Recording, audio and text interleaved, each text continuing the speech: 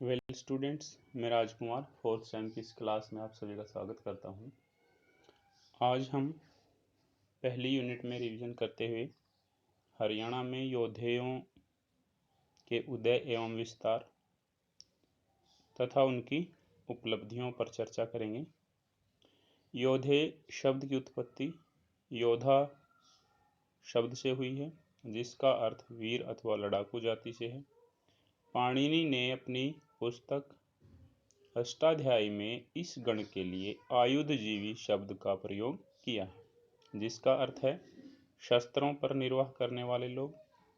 महाभारत में योद्धेयों का संबंध युधिष्ठिर से बताया गया है।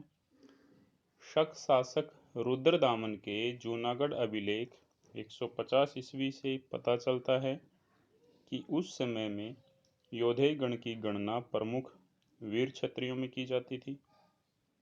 इन साहित्यिक व अभिलेखीय प्रमाणों के आधार पर हम कह सकते हैं कि योद्धे मूल रूप से लड़ाकू थे, इसलिए इन्हें योद्धे कहा गया है। इन्होंने मौर्य साम्राज्य के पतन के बाद हरियाणा क्षेत्र में एक विशाल गणराज्य की स्थापना की। उनके राज्य में धीरे धीरे उत्तर प्रदेश, पंजाब, राजस्थान तथा हिमाचल प्रदेश के भी कुछ भाग शामिल होते गए। हरियाणा में योद्धेयों का उदय एवं विस्तार। मौर्य साम्राज्य के पतन के बाद योद्धे गणराज्य का उदय हुआ था। आरंभ में योद्धेयों का राज्य विस्तार काफ़ी कम था, परंतु धीरे धीरे इन्होंने हरियाणा क्षेत्र में एक विशाल गणराज्य की स्थापना की। उनके राज्य में धीरे धीरे उत्तर प्रदेश, पंजाब, राजस्थान तथा हिमाचल प्रदेश के भी कुछ भाग शामिल होते गए। इस विशाल राज्य की राजधानी का नाम योद्धेयों ने प्राकृतनाथ नगर रखा। योद्धेयों ने 300 से 400 वर्षों तक शासन किया। इतनी लंबी अवधि में योद्धेयों का संपर्क आने वाले विदेशी आक्रमणकारियों तथा स्थानीय शासकों के साथ हुआ, लेकिन अपनी शक्ति के बल पर इन्होंने इसका समय समय पर मुकाबला किया तथा उन पर विजय प्राप्त की। योद्धेयों का मुकाबला यूनानी शासक डिमिट्रियस, जिनका शासनकाल 190 ईसा पूर्व से 165 ईसा पूर्व था, के साथ भी हुआ। वह मथुरा तथा साकेत पर आक्रमण करते वक्त इनके राज्य में से गुजरा था। डिमिट्रियस को उसके एक सेनापति यूक्रेटाइस द्वारा विद्रोह के कारण अपना अभियान बीच में ही छोड़कर जाना पड़ा। वापसी के समय योद्धेयों के सरदार महाराज के साथ उसका युद्ध हुआ। इस युद्ध में योद्धेयों ने अपार साहस का परिचय दिया तथा यूनानी शासक की सेना को पराजित कर दिया। इस विजय से उनकी प्रसिद्धि दूर दूर तक फैल गई। इस अवसर पर उन्होंने योद्धे नाम बहुधान्यक प्रकार के सिक्के जारी किए, जिन पर एक और वृक्ष, ध्वज व सूर्य की आकृति अंकित है। उन्होंने शकों के आक्रमण को भी विफल कर दिया था।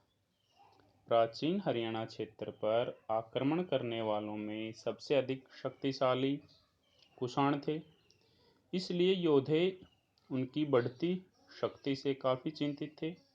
उन्होंने कुषाणों का सामना करने के लिए अपनी सेना को और भी ज़्यादा शक्तिशाली बनाया। योद्धेयों ने कुषाणों का डटकर सामना किया, परंतु कनिष्क तथा हुविस्क जैसे शक्तिशाली कुषाण शासकों से उन्हें पराजित होना पड़ा। इस कारण उनके राज्य के एक बड़े क्षेत्र पर कुषाणों का अधिकार हो गया, परंतु इससे भी योद्धेयों ने हार नहीं मानी। कुषाण शासक वासुदेव के समय उन्होंने अपने खोए हुए क्षेत्र पुनः कुषाणों से प्राप्त कर लिए। यह जीत उन्होंने अर्जुनायन एवं कुणिद आदि पड़ोसी गणराज्यों का एक शक्तिशाली संघ बनाकर प्राप्त की थी। योद्धेयों ने अपने क्षेत्रों को ही नहीं प्राप्त किया, वरन कुषाणों के दो प्रसिद्ध नगरों सुनेत तथा नौरंगाबाद पर भी अपना अधिकार कर लिया। इस प्रकार हरियाणा क्षेत्र में योधेयों का गणराज्य काफी विशाल बनकर उभरा। योधेय गण के सिक्के मुख्यतः कांगड़ा हिमाचल प्रदेश, सुनेत पंजाब, रोहतक, सोनीपत, नौरंगाबाद, भिवानी, सिरसा, झांसी, हिसार, असंध, जय जयवंती, रेवाड़ी, ये सभी हरियाणा, देहरादून, चकरोता, सहारनपुर, गढ़वाल क्षेत्र और अजमेर राजस्थान से मिले हैं। इस प्रकार साक्ष्यों के आधार पर हम कह सकते हैं कि योधेयों का राज्य सतलुज एवं यमुना नदी के दोनों किनारों, पश्चिमी पाकिस्तान, लाहौर तथा बहावलपुर के आसपास पंजाब, दक्षिणी हिमाचल प्रदेश, उत्तर पश्चिमी उत्तर प्रदेश, हरियाणा तथा उत्तर दक्षिणी राजस्थान के विस्तृत क्षेत्र में फैला हुआ था। योधेयों का पतन कैसे हुआ, इस बात के हमारे पास स्पष्ट प्रमाण नहीं है। महाक्षत्रप रुद्रदामन प्रथम ने योधेयों को हराया था, इस बात का उल्लेख उसके जूनागढ़ शिलालेख से मिलता है। समुद्रगुप्त के इलाहाबाद अभिलेख से हमें जानकारी मिलती है कि समुद्रगुप्त ने योधेयों को पराजित किया। इस प्रकार वे अपना स्वतंत्र अस्तित्व खो बैठे तथा उनके राज्य का गुप्त साम्राज्य में विलय हो गए। नेक्स्ट है प्रशासनिक उपलब्धियां या योधेयों का प्रशासन। योधेयों द्वारा जारी किए गए सिक्कों, मुद्रांकों, विजयगढ़ शिलालेख व अग्रोहा मुद्रांक लेख से उनकी प्रशासनिक व्यवस्था की जानकारी प्राप्त होती है। योधेयों ने काफी लंबे समय तक हरियाणा के एक बड़े भाग पर गणतांत्रिक रूप से शासन किया था। इस गणराज्य की प्रशासनिक व्यवस्था पर मौर्य प्रशासन की छाप भी स्पष्ट रूप से परिलक्षित होती है। योधेयों के प्रशासन की प्रमुख विशेषताओं का वर्णन इस प्रकार। पहला पॉइंट है महाराजा। हरियाणा क्षेत्र में स्थापित योधेय गणराज्य का मुखिया महाराजा कहलाता था। महाराजा का चुनाव एक समिति द्वारा किया जाता था, जो जब चाहे उसे पद से हटा सकती थी। लेकिन संभवतः एक व्यक्ति को महाराजा चुनने के बाद वह आजीवन शासक होता होगा। हाँ, वे अपने शासक की शक्तियों पर अंकुश रखकर उसे नियंत्रित करते रहे होंगे। उसका यह पद वंशानुगत नहीं होता था। महाराजा ही सेना का प्रधान सेनापति होता था। उसका प्रमुख कार्य राज्य की बाहरी आक्रमणों से सुरक्षा करना, राज्य में शांति व्यवस्था बनाए रखना तथा प्रजाहित के कार्य करना था। प्रशासनिक कार्यों में उसकी सहायता के लिए अधिकारियों का एक समूह होता था।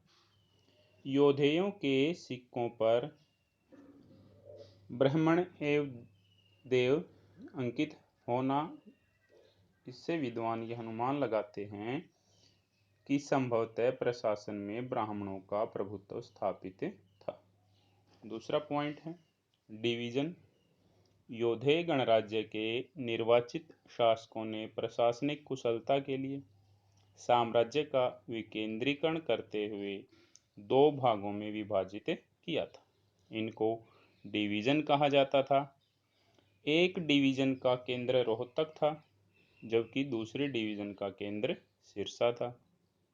डिवीजनों का प्रशासन कुशलतापूर्वक चलाने के लिए उच्च अधिकारियों की नियुक्ति की गई थी। इनकी नियुक्ति आमतौर पर महाराजा द्वारा की जाती थी। ये अपने अपने क्षेत्र में शांति व्यवस्था बनाए रखने व जन कल्याण के कार्य करते थे। नेक्स्ट पॉइंट है स्थानीय प्रशासन। योधेयों ने प्रशासनिक व्यवस्था में स्थानीय शासन की महत्ता को ध्यान में रखते हुए अपने राज्य को अनेक नगरों तथा ग्रामों में विभाजित किया था।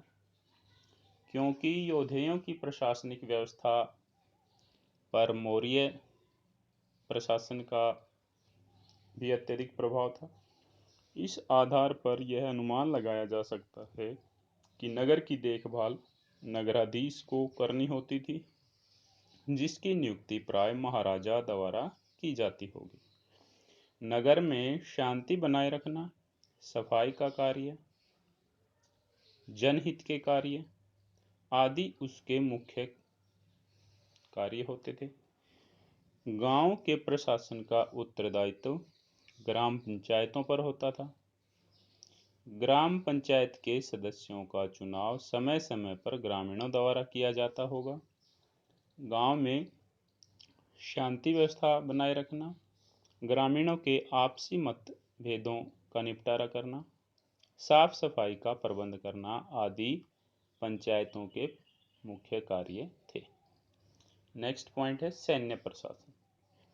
योद्धेयों ने अपने साम्राज्य की सुरक्षा के लिए विशाल व शक्तिशाली सेना का गठन किया हुआ था।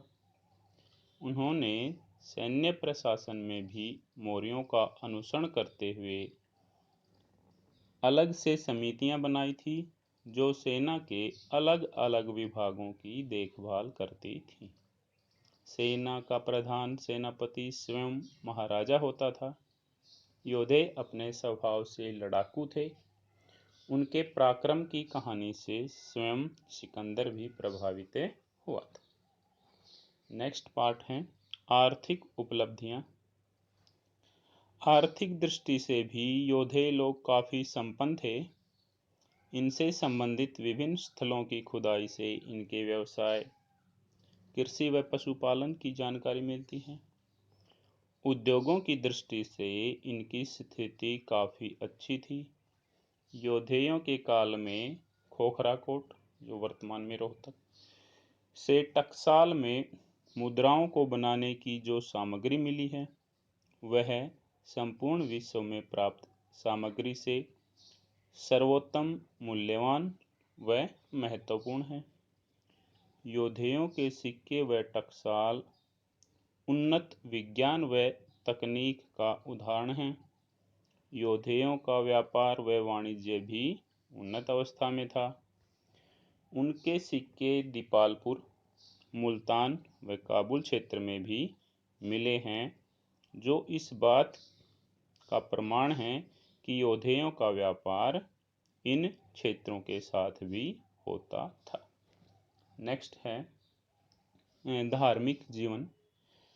योद्धेयों का धर्म भी उन्नत अवस्था में प्रतीत होता है। इनके कुछ सिक्कों पर त्रिशूलधारी शिव की मूर्ति छपी है, जिससे स्पष्ट होता है कि ये लोग शिव के उपासक थे।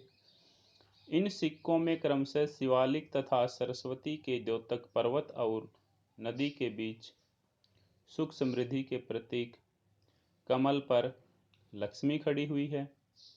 कालिदास की रचना कुमार संभव में बताया गया है कि योद्धे क्षात्र धर्म में विश्वास करते थे। इनके धर्म को गुप्तों ने भी ग्रहण किया। इनको सम्मान देते हुए गुप्त शासक कुमारगुप्त ने कार्तिकेय के मंदिर का निर्माण भी करवाया। योद्धेयों के सिक्कों तथा मंदिरों की मूर्ति में कार्तिकेय को मुकुट पर बैठे दिखाया गया है।